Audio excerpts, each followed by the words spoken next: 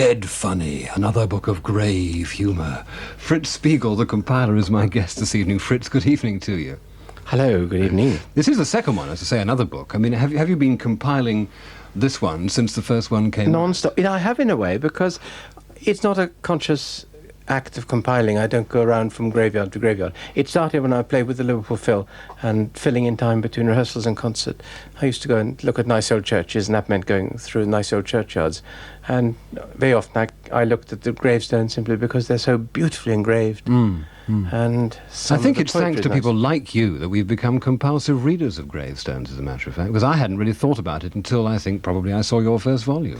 Well, that was 12 years ago, and it's been reprinted every year since for 12 years, which I think must be a bit of a record for Pan. And the second one's been reprinted, I think, twice before it's even out in the shops tomorrow. Really? Incredible. So people must have sent them to you, though, surely? Very few.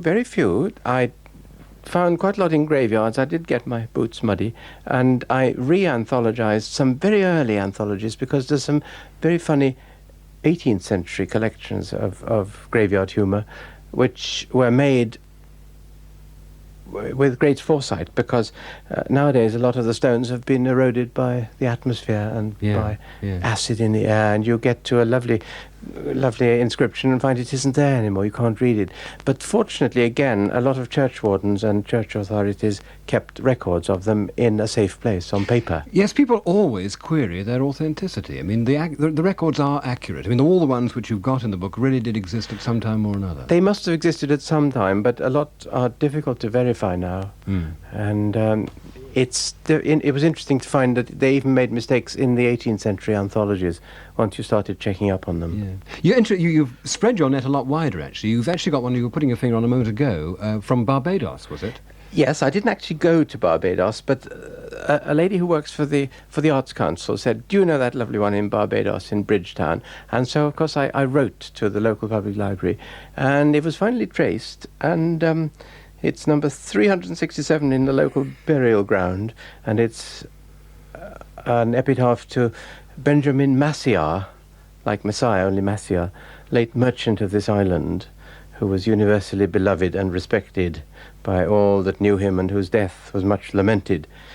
He had been reader of the Jews' synagogue for many years without fee or reward, and performed the office of circumcision with great applause and dexterity.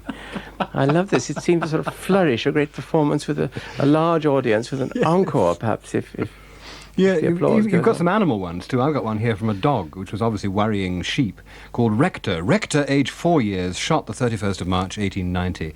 Ate without stint, lamb without mint. I like that. I think that's charming. That's from an animals cemetery belonging to a Mr. Williams in a Welsh place I can't pronounce, but it's quite near Liverpool. The extraordinary thing is that they do burst into rhyme so frequently. Here's another one. Here lies Andrew Macpherson, who was a very peculiar person. He stood 6'2", without his shoe, and was slew at Waterloo. Dumfries. They were desperate to get it. I mean, they did anything to get a rhyme. They ruined their grammar in order to get a rhyme. There's a lovely one, if I can find it now, too.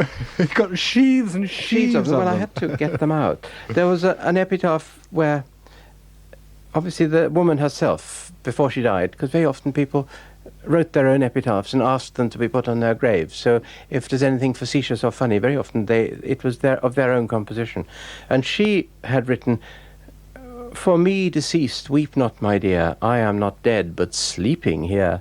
Your time will come, prepare to die. Wait but a while, you'll follow I."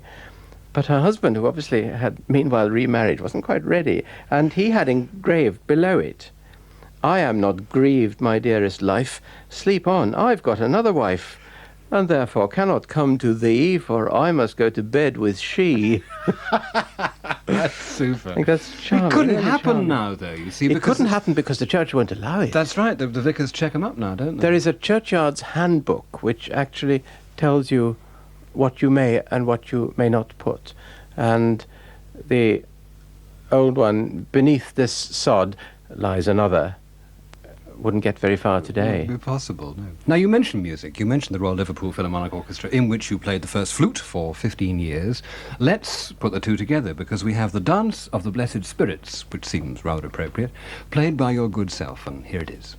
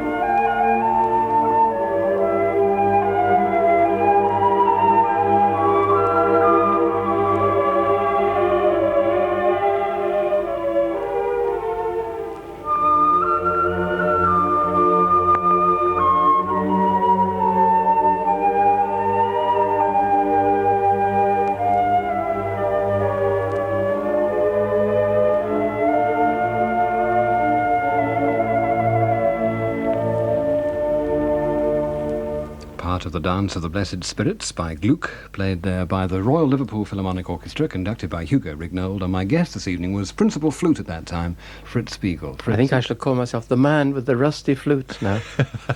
Sounded all right. It was recorded on wax, that was what must have been one of the last recordings still recorded on wax, so there's no chance of editing or cutting bits in. How astonishing. I thought they got beyond that. Well, that was in about 1950, 51 or so. But do you still play, or have you given it up completely? I still play. I still know which end is which, and it's not all that difficult. Once you play the flute, it's rather like riding a bicycle. You don't actually fall off. Yeah. You keep going. I wouldn't like to race in a Tour de France or anything like that on the flute. I presume you play in your own concerts, in the sort yes, of I do. The buffoonery concerts that you're so fond of putting. Have you put on any recently? We do quite a lot, but they've changed their style because Hoffnung rather saturated the orchestral funnies, I think. Yeah. Because he came to Liverpool in order to take part in one of ours, and then he rather took it over and slightly commercialised it. Ours were jokes within the Liverpool Philharmonic, and it was a kind of relief from being serious in symphonies. So you taught him, in effect, or you introduced him to the whole idea? Certainly, because after our concert, we were sitting around eating sandwiches and drinking soup at our house, and he said, we ought to do one of these in London, and that was the first Hoffnung Music Festival. But then it became very commercial. It was made onto gramophone records, and I got left behind. But you have done, as I was saying earlier on, things like putting on Christmas concerts in July and April Fool concerts and Nuts in May concerts. What sort of things? Come on, you must have done some ridiculous things at them. Yes, but very sparingly. I think it's got to be done. You mustn't do that too often. And above all, you mustn't put it on gramophone records, because once you've laughed and once you've watched your friends laugh, there's nothing worse than a comic gramophone record, is there? Well, some of them. I agree those wouldn't translate. But what sort of things have you done? I mentioned having Lord Montague, and you took me up on that, on stage in a Bugatti car. But you did. He came on stage in a car, and he played something on the horns, didn't he? He had an old a De Dion Bouton, his 1904 or 5 motor car, and it was fitted with some marvellous motor horns, which are all tuned musically, one of which could play something like 24 notes in a note row, pre-Schoenberg, and so it was quite simple to make that into a motor car concerto. But what is the purpose of them, Fritz? Are you poking fun at anything, or is it just literally for amusement? Oh no, it's just for a little light relief. But lately our concerts have changed, because we've got this singing group which we formed for Start the Week, and which the then producer of Start the Week, called the Spieglers. It wasn't my idea, and I'm slightly embarrassed by the title. But we do still give concerts, and perhaps sometimes calling ourselves the Laughter Singers, and we've done quite a lot of concerts. There's 6 or 7 of us. And I always find that if one is able to write funny words to music, then you widen the appeal, because a lot of people may not get the musical allusions, but funny words are always good value. Do you sing in the group as well? No, I don't sing. I have once mimed on television, but I don't think... I just do a little toot and nothing but a toot on the flute now and again. But you write the music for them, and the we have a words pool them. of arrangers. Various people arrange. I'm one of them, and I seem at the moment to be writing more words than music. I get the impression, just turning over to pop music for a moment, that you're not too keen on pop. I seem to remember a letter that you wrote to the Times, and you talked about pandering to the majority. And I thought, what's wrong with that? Well, I think I have this theory that what everybody likes is bound to be bad. When the dictatorship of the proletariat comes along, and don't we all dread it? The thing I will dread most is to have the taste of the proletariat. That's a very snobbish remark, It's a Fritz. terrible remark, but I think we ought to go the other way. I think everybody ought to like... Beethoven's been top of the charts for since 1820. And Mozart even longer. It's my fault. I have a closed pair of ears. They close up. I have a total allergy to the 20th century as far as music's concerned. And the only thing that I hate about it, there's some lovely tunes, but that constant hammering, the drumming, that really goes right through my head. And if it happened in a factory, if that kind of noise happened in a factory, people would walk out. They would go on strike because of the constant hammering. Yet it seems to be permitted in pop music. Well, talking of the lovely melodies, you took some from the Beatles a few years ago, and you turned them into a little suite which you called Eine kleine Beatle music. Yes, Harry Wilde was the arranger, actually. This is very important to say that Harry Wilde was the clever one in the partnership. A collaboration. Oh, yes. Here's a sample.